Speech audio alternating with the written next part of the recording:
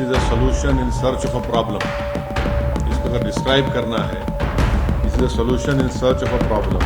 नरेंद्र मोदी का पूरा game plan यही है कि नेशनल पार्टीज रहें और दूसरे तमाम रीजनल पार्टीज, छोटे पार्टीज हमेशा के लिए खत्म हो जाए। बीजेपी की आइडियोलॉजी आरएसएस की हमेशा ही रही है कि वो रीजनल पार्टीज को नहीं चाहती। हर थोड़े महीने के बाद इलेक्शन होना, ये भारत के गरीबों का फायदा है। इसमें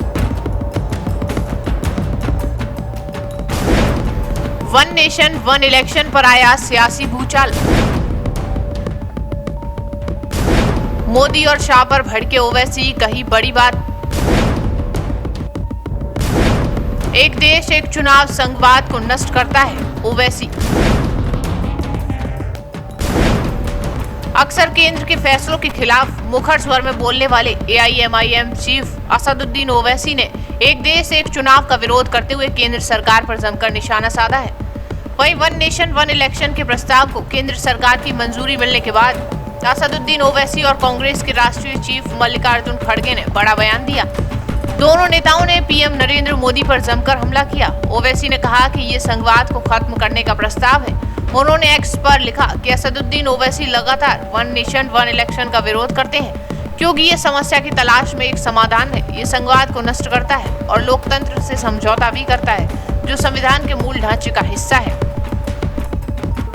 ये जो कोविड कमेटी बनाई गई थी, उसके सामने भी मैं खुद गया था, जिसमें हमने इस वन नेशन वन इलेक्शन की मुखालिफत की। और हमारा मानना यह है कि this is a solution in search of a problem. इसको अगर डिस्क्राइब करना है, this is a solution in search of a problem. अब ये नहीं बताया जा रहा है कि ये करने की क्यों जरूरत पड़ रही है आपको। सरकार ये बोलती है कि आपके पॉलिसी पैरालिसिस होता है, कॉस्ट ऑफ एक्सचेकर को खर्चा होता है।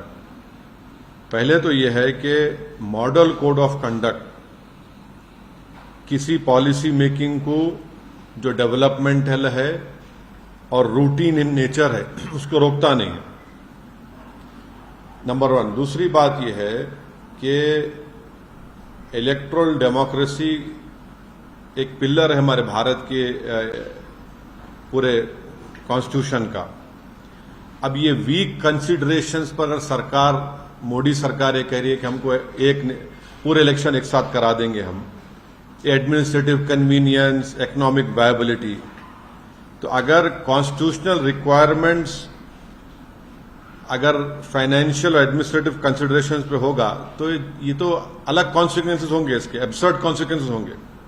तो फिर अगर आप ये बोलेंगे भाई सिविल सर्विस काम नहीं कर रहा है, पुलिस काम नहीं कर रही है, निकाल दो। जुडिशरी में बहुत से केसेस पेंडिंग है, जुडिशरी को बंद कर दो।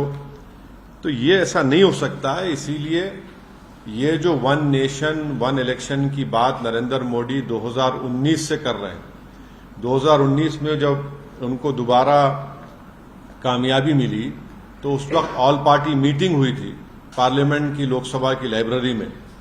उसमें तमाम पार्लियामेंट में जितने एमपीज थे, लोकसभा राज्यसभा के, उनके पार्टी के लीडर्स को बुलाया गया। उस मीटिंग में मुझे अच्छी तरह याद है कि मेरी पार्टी और लेट हमारे जो सीपीएम के लीडर सीताराम येचुरी, हमने इसकी मुखालिफत की थी। तो नरेंद्र मोदी का पूरा गेम प्लान यही है कि नेशनल पार्टीज रहें और दूसरे तमाम रीजनल पार्टीज, छोटे पार्टीज हमेशा के लिए खत्म हो जाएं।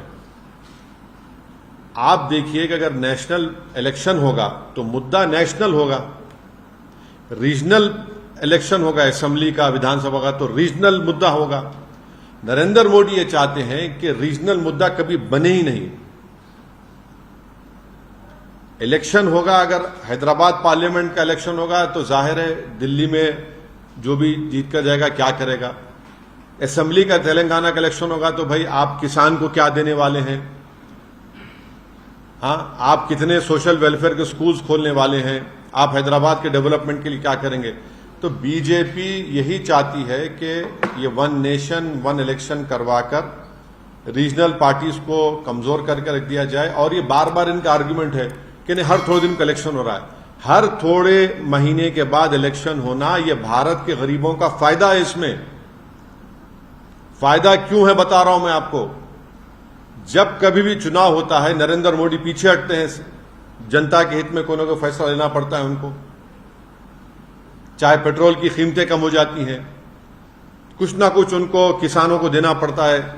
तो ये इलेक्शन होना जरूरी है, क्योंकि जो भी सरकार होगी वो हमेशा अपने खड़े भी रहेगी जनता की खिदमत के लिए। अगर आप 5 साल के बाद पूरा चुनाव कराएंगे तो जनता का जो वोट का बार्गेनिंग पावर है हमेशा के लिए खत्म हो जाएगा। अब हरियाणा को चुनाव हो रहा है, महाराष्ट्र को चुनाव हो रहा है। नरेंद्र मोदी ने कितने मर्तबा जाकर महाराष्ट्र में इनॉग्रेशन किया बताइए, कितने मर्तबा जाकर ये डेवलपमेंट वो डेवलपमेंट का काम मैं कर रहा हूं, फाउंडेशन डाल रहा हूं। तो इससे भारत के गरीब मतदानों का, स्टेट्स का बहुत बड़ा नुकसान होगा और कॉन्स्टिट्यूशन का बेसिक स्ट्रक्चर का हिस्सा है। आप एक लेजिस्लेचर का एक टाइम है। अब तेलंगाना का इलेक्शन होगा 28 में, पार्लियामेंट का इलेक्शन होगा 29 में, अब महाराष्ट्र का इलेक्शन होगा अभी नवंबर में, 5 साल के बाद होगा, 29 में होगा। बिहार का इलेक्शन होगा बाद में होगा। आप कैसे सबको उसका टाइम कैसे खत्म करेंगे? आप होते कौन है टाइम खत्म करने वाले? एक लेजिस्लेचर होगा, विधानसभा, तो उसका टाइम होगा ना, टाइम पर चलेगा, वो अपने टाइम पर खत्म होगा। आप कौन होते उसका टाइम खत्म करने के लिए? अब जीएचएमसी का है, अब उसका टेन्योर खत्म होने वाला है। आप बोलेंगे नहीं हम एक साथ कैसे कराएंगे? आप क्यों कराएंगे? अच्छा, बीच में अगर सरकार गिर गई क्या करेंगे आप? फिर क्या करेंगे आप? तो ये भारत के जमहूरियत के लिए, भारत की फेडरलिज्म के लिए, भारत के संविधान के बेसिक स्ट्रक्चर के लिए ये ठीक नहीं है और गरीब जनता के लिए ठीक नहीं है, किसानों के लिए ठीक नहीं है, युवाओं के लिए ठीक नहीं है। पैसे तो हर इलेक्शन के लिए अलॉकेट होते हैं ना।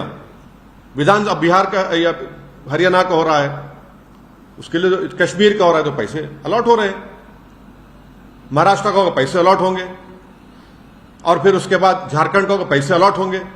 तो ये नहीं, ये देखिए कॉन्स्टिट्यूशन जो है ना, आप एडमिनिस्ट्रेशन को, कॉन्स्टिट्यूशन की जो स्कीम है, आप ये नहीं बोल सकते नहीं पैसे बचाने का। पैसे बचाने तो फिर कल कोई उठ के बोलेगा पुलिस को बंद कर दो, आईपीएस को, कोई बोलेगा कोर्ट में इतना पेंडिंग है। कन्वीनियंस के ऊपर ये सब नहीं करेंगे ना। कॉन्स्टिट्यूशन चलेगा तो कॉन्स्टिट्यूशन प्रिंसिपल्स के ऊपर चलेगा। तो बेसिकली नरेंद्र मोदी सिर्फ, क्योंकि बीजेपी की आइडियोलॉजी आरएसएस की हमेशा ही रही है कि वो रीजनल पार्टीज को नहीं चाहते, इसीलिए वन नेशन वन इलेक्शन का एक मार रहे हैं तुग्गा। हम तो इसकी मुखालिफत किए हैं और मुखालिफत करेंगे, अपोज करेंगे।